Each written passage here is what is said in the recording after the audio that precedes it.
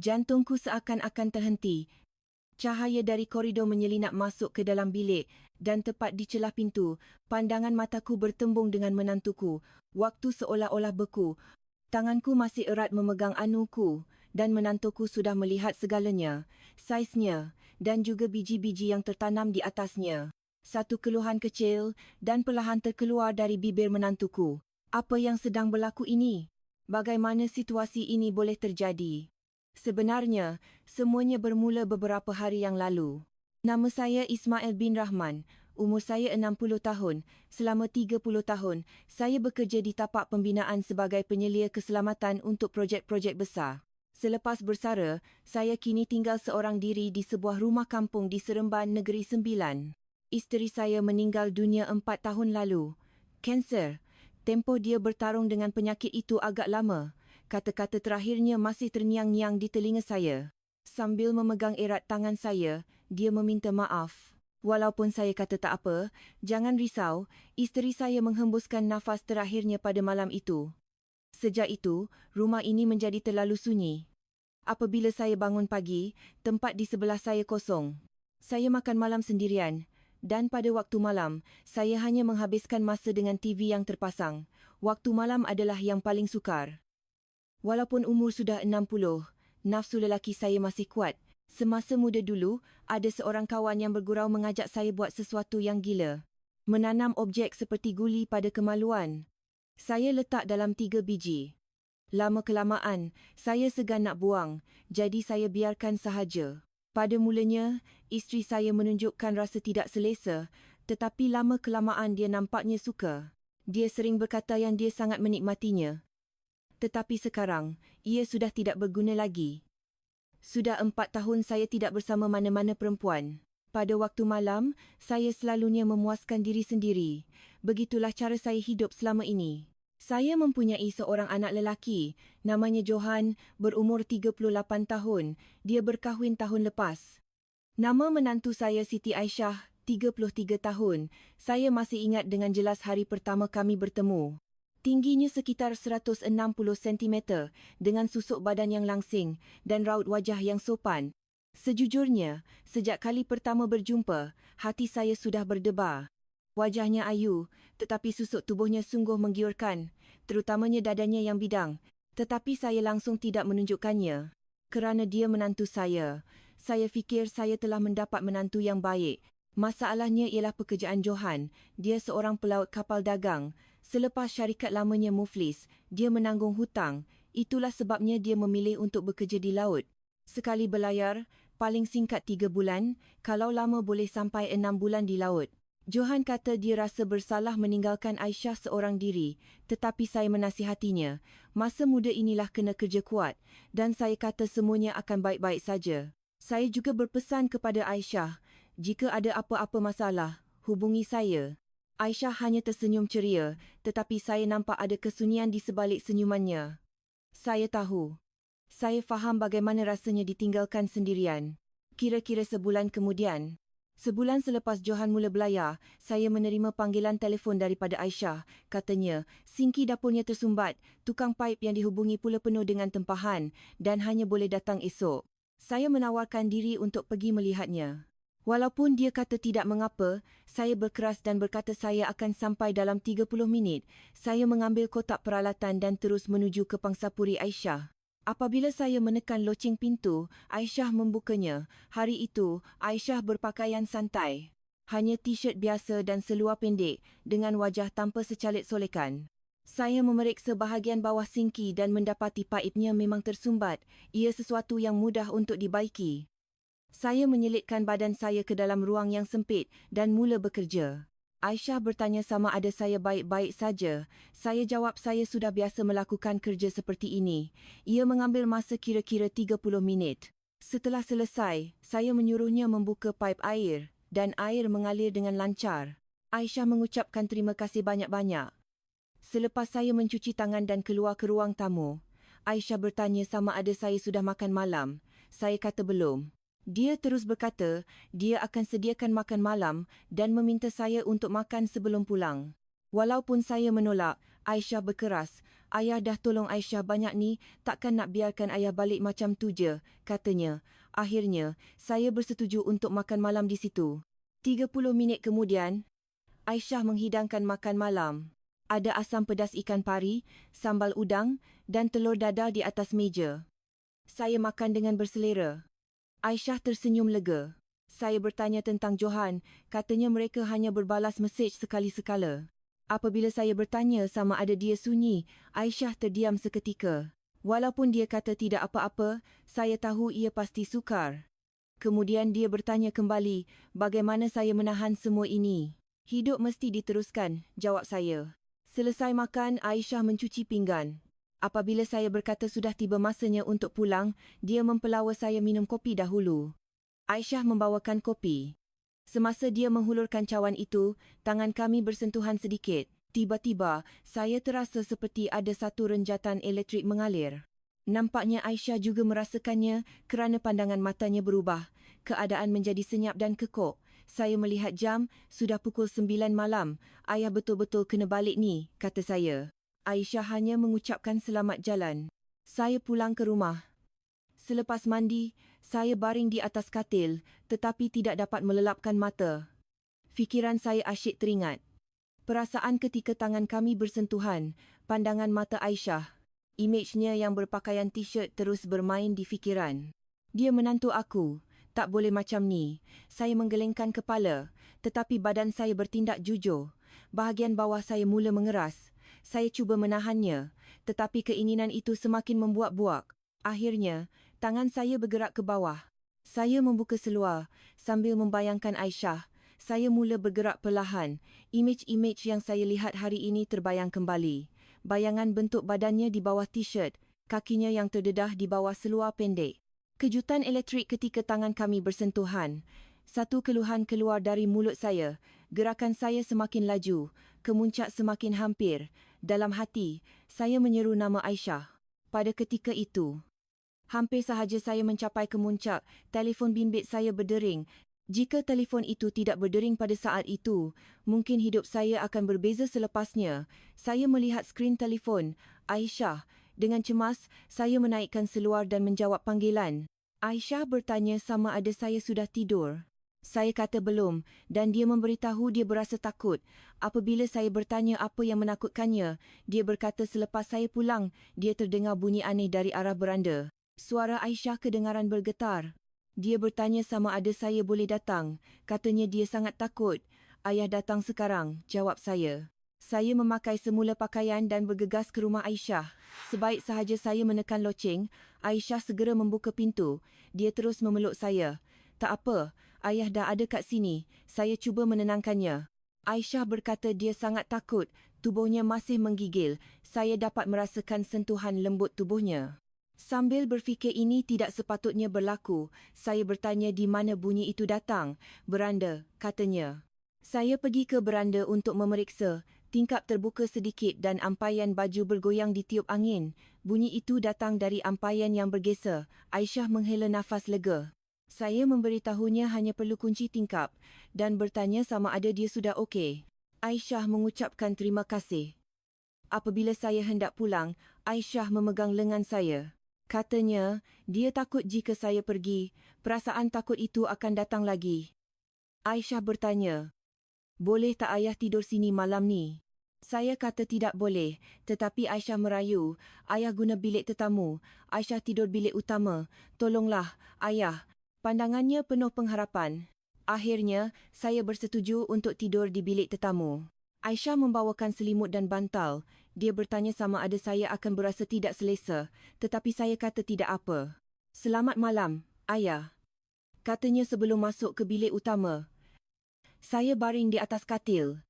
Tetapi saya tidak boleh tidur. Hakikat bahawa Aisyah berada hanya di sebalik dinding dan apa yang hampir saya lakukan di rumah tadi terus menghantui fikiran saya. Terlintas di fikiran, jika saya melakukannya dengan senyap, dia tidak akan tahu. Saya membuka seluar, saya memulakannya semula, membayangkan Aisyah, membayangkan apa yang saya lihat hari ini. Mengingati sentuhan lembut tubuhnya ketika dia memeluk saya bergerak sambil mengerang perlahan, semakin laju, kemuncak semakin hampir. Dalam hati saya menyeru nama Aisyah. Dan tepat pada masa itu, pintu bilik terbuka. Rupa-rupanya Aisyah mahu membawakan saya segelas air. Saya terkejut dan berhenti, tetapi semuanya sudah terlambat. Cahaya dari koridor menyelinap masuk ke dalam bilik dan Aisyah berdiri di depan pintu. Mata kami bertemu. Masa seolah-olah terhenti.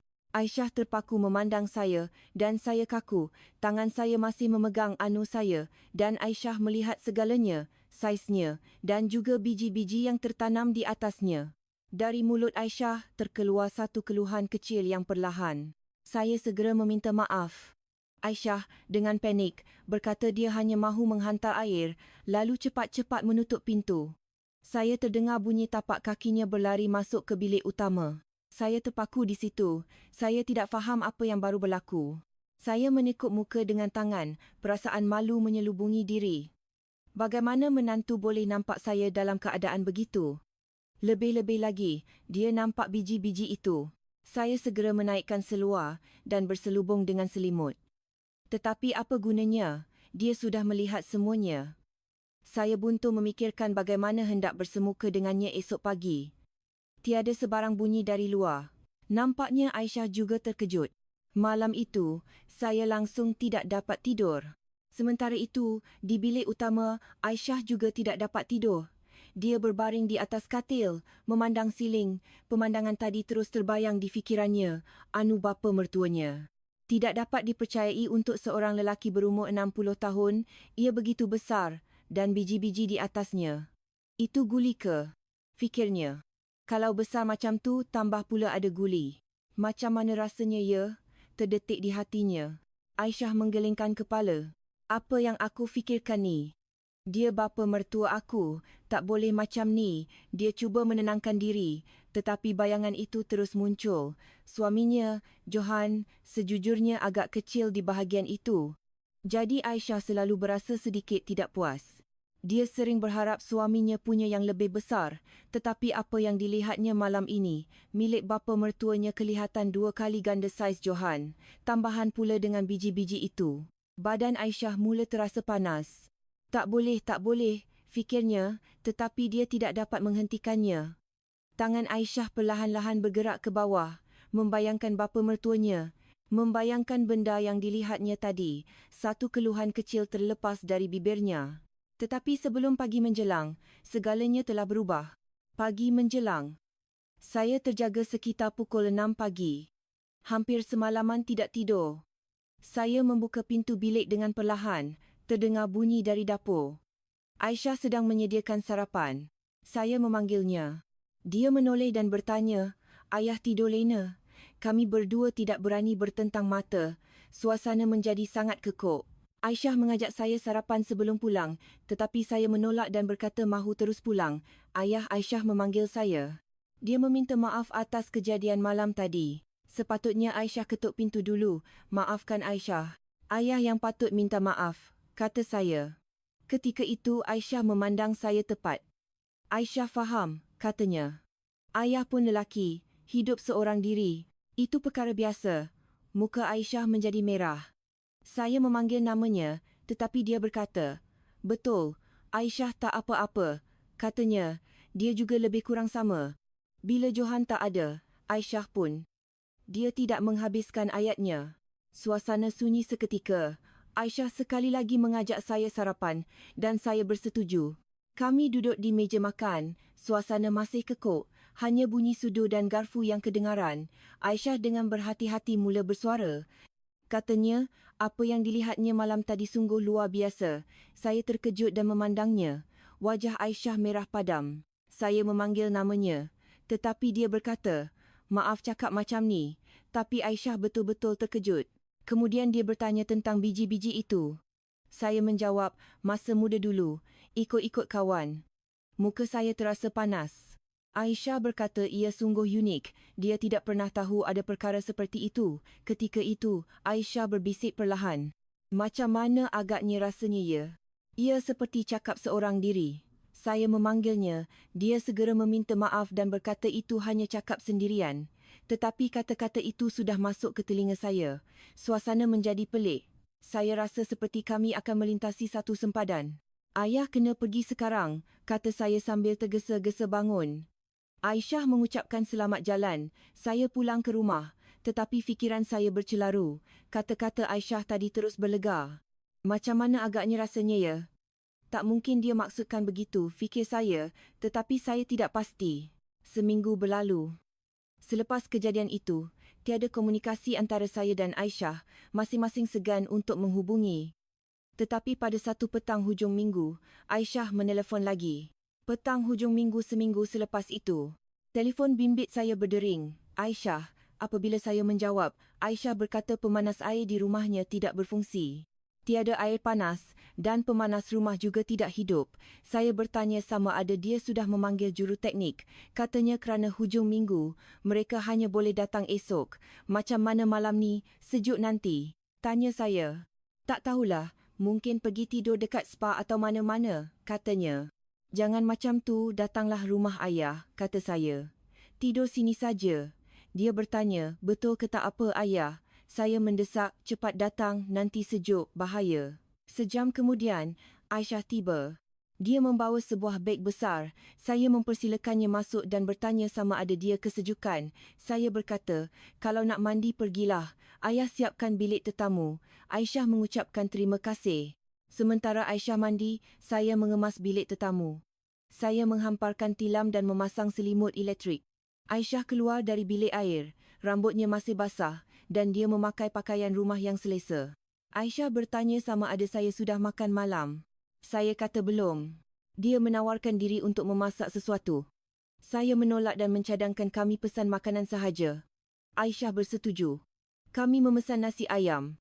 Kemudian, saya mengeluarkan beberapa botol minuman ringan dari peti sejuk. Kami duduk di meja ruang tamu. Mula-mula agak kekok, tetapi selepas berbual, suasana menjadi lebih selesa. Saya sekali lagi meminta maaf atas kejadian tempoh hari. Ayah betul-betul minta maaf. Aisyah berkata tidak, sepatutnya dia yang mengetuk pintu. Saya bertanya sama ada dia berasa malu. Aisyah teragak-agak sebelum menjawab, malu tu ada, tapi rasa kagum pun ada juga. Aisyah berkata dia tidak sangka saya masih begitu sihat, sambil mukanya merona merah. Dia bertanya sama ada biji-biji itu tidak sakit. Saya menjawab sudah biasa, jadi tidak mengapa. Ketika itu Aisyah berbisik lagi. Rasa teringin nak cuba. Saya memanggil namanya. Dia segera berkata, itu hanya cakap sendirian dan terus minum. Perbualan kami berlanjutan. Aisyah dengan berhati-hati meluahkan perasaannya. Katanya, akhir-akhir ini dia sangat sunyi. Saya mengiyakan, tentu sahaja, kerana Johan tiada. Aisyah merendahkan suaranya dan berkata, waktu malam yang paling susah, benci tidur seorang diri. Dia bertanya bagaimana saya bertahan. Sabar sajalah, jawab saya.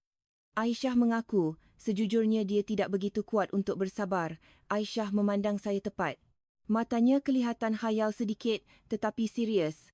Boleh Aisyah cakap jujur? Dia bertanya. Saya mengangguk. Aisyah mengaku sejak hari itu, dia tidak berhenti memikirkan saya. Saya memanggil namanya, tetapi Aisyah terus bercakap. Setiap malam, asyik teringat. Saya memberitahunya supaya berhenti bercakap begitu. Aisyah meminta maaf. Mungkin sebab dah malam, saya cakap yang bukan-bukan, katanya sambil minum lagi.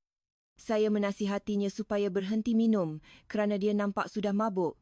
Saya kata sudah tiba masanya untuk berehat. Aisyah bersetuju dan cuba bangun, tetapi dia terhuyung-hayang. Saya cepat-cepat memautnya. Hati-hati, kata saya. Aisyah bersandar pada saya. Jarak kami sangat dekat. Wajahnya betul-betul di hadapan saya. Rasa hangat, bisiknya. Saya menyuruhnya masuk ke bilik, tetapi dia enggan. Nak macam ni sekejap, katanya. Aisyah memeluk saya. Dia mengulang kata-katanya. Saya memanggil namanya. Aisyah sunyi, katanya. Aisyah mendongak memandang saya. Mata kami bertemu. Dan pada saat itu, Aisyah yang terlebih dahulu merapatkan bibirnya ke bibir saya. Malam itu, kami melintasi sempadan. Ianya lembut. Tangan Aisyah melingkari leher saya. Akal saya tahu ini salah, tetapi badan saya bertindak jujur. Ciuman kami menjadi lebih dalam. Aisyah sangat proaktif. Keluhan terlepas dari bibirnya. Tangan saya memeluk pinggangnya. Saya menariknya lebih rapat. Kami berciuman lagi. Kali ini lebih dalam dan gairah. Tangan saya mula merayap di tubuhnya. Aisyah mengerang. Tangan saya masuk ke dalam t-shirtnya, terasa kulitnya yang hangat. Aisyah menggigil. Pada ketika itu, saya cuba menyedarkan diri. Tak boleh, Aisyah, panggil saya, tetapi Aisyah sudah naik ke atas saya. Dah terlambat, ayah, katanya, kita tak boleh berhenti. Pandangan matanya penuh keinginan. Aisyah betul-betul nak, katanya sambil mula membuka butang baju saya. Aisyah juga mula menanggalkan pakaiannya. Aisyah nak tengok, katanya. Aisyah nak rasa. Dan perlahan-lahan, kami bersatu. Keluhan Aisyah memenuhi ruang. Nafas kami menjadi berat, peluh membasahi tubuh. Untuk sekian lama, kami hanya berdiam diri, mendengar nafas masing-masing. Malam semakin larut. Lama kemudian, sambil mengatur nafas, kami berbaring di sofa. Aisyah bertanya, ayah tak menyesal? Saya jawab, tak tahu. Tak tahu sama ada ini patut atau tidak. Aisyah berkata dia tidak menyesal.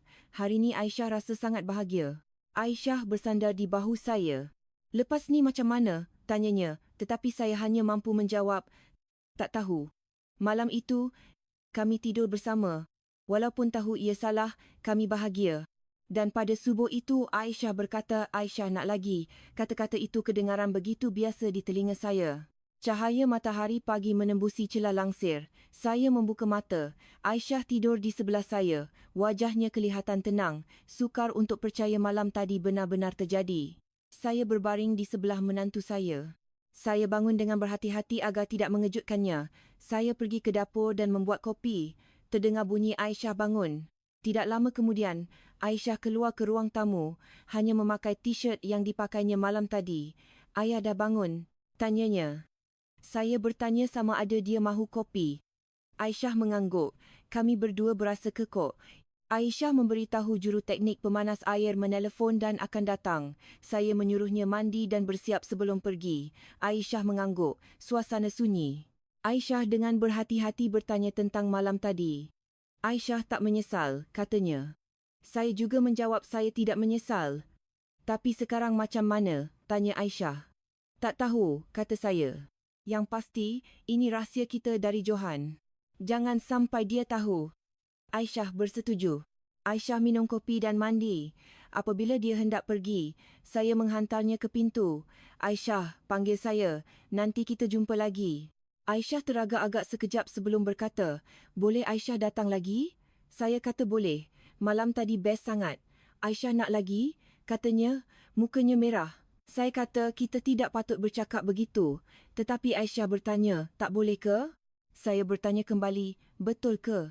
Aisyah tersenyum ceria. Baiki pemanas air tu sekejap je. Lepas tu Aisyah datang balik.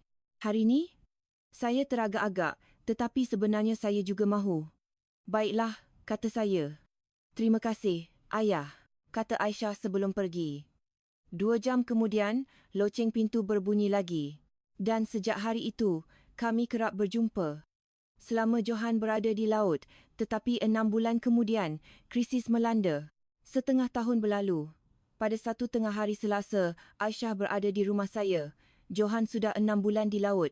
Kami sedang duduk di ruang tamu apabila terdengar bunyi pintu depan dibuka. Suara Johan, ayah, ada kat rumah? Kami berdua kaku. Rupa-rupanya kapal Johan terlibat dalam kemalangan kecil dan terpaksa berlabuh awal. Kejap, saya bangun dengan cemas. Aisyah memandang saya dengan riak terkejut. Matanya seolah bertanya, macam mana ni? Saya menenangkannya dan keluar ke ruang depan. Saya memanggil nama Johan, tetapi Johan bertanya, kenapa ada selipar Aisyah ni? Selipar Aisyah ada di depan pintu. Oh, Aisyah ada datang. Dia tolong siapkan makan malam, jawab saya. Pada masa itu, Aisyah keluar dari ruang tamu. Abang, panggilnya. Johan bertanya apa yang dia buat di situ. Aisyah memberi alasan, ayah tak sihat hari ni. Aisyah datang nak bawa pergi klinik. Johan bertanya kepada saya, ayah sakit apa? Demam selsema sikit, jawab saya. Johan berkata sepatutnya dia yang menjaga saya. Tetapi Aisyah memintas, tak apa bang, biar Aisyah bawa ayah. Nanti kita jumpa kat rumah ya. Dia kemudian berkata kepada saya, cepat sembuh, ayah. Saya mengucapkan terima kasih. Aisyah pun pergi. Tinggallah saya dan Johan. Johan berkata dia akan masakkan bubur. Saya hanya mampu berterima kasih sambil berpeluh sejuk, nyaris kami kantoi. Selepas kejadian itu, kami menjadi lebih berhati-hati. Kami berjanji tidak akan berjumpa pada waktu siang. Kami hanya akan berjumpa seminggu selepas Johan kembali berlayar. Kami hanya berjumpa pada lewat malam dan berpisah pada waktu subuh. Hati-hati balik, pesan saya. Selepas itu, masa berlalu dengan tenang. Hubungan kami berterusan. Johan masih tidak tahu apa-apa bahawa isterinya menjalin hubungan dengan bapanya sendiri. Setiap 3 bulan dia pulang, dia tersenyum bahagia. Apabila Johan mengucapkan selamat tinggal kepada Aisyah, Aisyah akan membalas, "Hati-hati, abang." Johan akan berpesan kepada saya, "Ayah, tolong tengok-tengokkan Aisyah." Saya akan menjawab, "Jangan risau, sebaik sahaja Johan pergi, kami akan bertemu semula." Ia adalah hubungan terlarang, tetapi kami tidak dapat menghentikannya. Kami terlalu memerlukan satu sama lain. Apabila Aisyah berkata dia cintakan saya akan membalas dengan kata-kata yang sama. Walaupun tahu ia salah, kami terus berjumpa. Selama Johan berada di laut, kami bersama. Dan selagi Johan berada di laut, kami akan meneruskan pelayaran kami sendiri di darat secara rahsia dan berhati-hati, tetapi tanpa henti. Adakah ini betul atau salah? Saya masih tidak tahu, tetapi satu perkara yang pasti, kami memerlukan satu sama lain. Dan kehangatan ini tidak akan diketahui oleh sesiapa pun selama-lamanya. Hidup ini sentiasa menguji kita pada saat yang tidak dijangka. Apabila sempadan antara benar dan salah menjadi kabur, barulah kita sedar betapa sunyinya diri kita ini. Tetapi yang penting, dalam kesunyian itu, kita tidak kehilangan kehangatan sebagai seorang insan. Sama ada cinta atau penyesalan, semua perasaan itu adalah bukti bahawa kita masih hidup. Pilihan yang salah di masa lalu mungkin meninggalkan luka yang dalam bagi sesetengah orang, tetapi bagi yang lain, ia menjadi cermin untuk merenung kembali kehidupan. Jika kisah hari ini menyentuh hati anda, mungkin anda juga ingin bertanya, bagaimanakah rupa cinta terakhir dalam hidup saya? Perjalanan di usia senja bermula dengan soalan seperti itu. Semoga hari anda menjadi lebih hangat.